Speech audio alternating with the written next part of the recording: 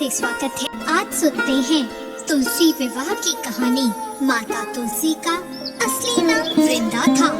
उनका जन्म राक्षस कुल में हुआ था, लेकिन वो श्री हरि विष्णु की परम भक्त थी। वृंदा जब बड़ी हुई तो उनका विवाह जलंधर नामक असुर से करा दिया गया। वृंदा भगवान विष्णु की परम भक्त तो थी ही, साथ ही वो एक पतिव्रता स्त्री भी थी।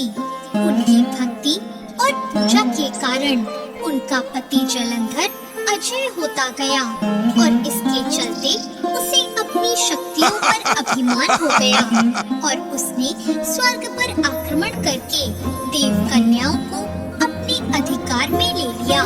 इससे क्रोधित होकर सभी देव भगवान श्री हरि विष्णु की शरण में गए और जलंधर के आतंक को अंत करने के लिए प्रार्थना करने लगे।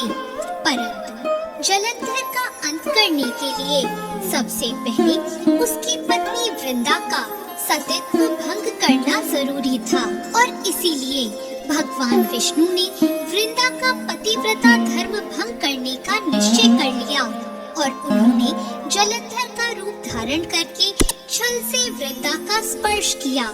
वृंदा का पति जलंधर देवताओं के पराक्रम से युद्ध कर रहा था, लेकिन वृंदा का सतीत्व नष्ट होते ही वो मारा गया। जैसे ही वृंदा का सतीत्व भंग हुआ, जलंधर का सर उसके आंगन में आ गिरा और तभी वृंदा को भगवान श्री हरि विष्णु के छल का पता चल गया और उन्होंने भगवान विष्णु से कहा, हे नाथ, मैंने पूरे जीवन आपकी आराधना की और आपने मेरे साथ ऐसा क्यों किया? इस प्रश्न का उत्तर श्री हरि नहीं दे पाए और वृंदा ने भगवान विष्णु से कहा कि आपने मेरे साथ एक पाषाण की तरह व्यवहार किया। मैं आपको श्राप देती हूँ कि आप भी पाषाण बन जाएं। और यह कहते ही भगवान श्री हरि पत्थर के समान हो गए और उन्होंने भगवान विष्णु को श्राप दिया कि जिस प्रकार तुमने मुझे पति वियोग दिया है, उसी प्रकार तुम्हारी पत्नी का भी छल पूर्वक हरण होगा और स्त्री वियोग सहने के लिए तुम्हें भी मृत्यु लोक में जन्म लेना होगा। भगवान विष्णु के पत्थर में बदलते ही सृष्टि का संतुलन बिगड़ने लगा। तब देवताओं ने वृंदा से याचना की कि वो अपना श्राप वापस ले ले।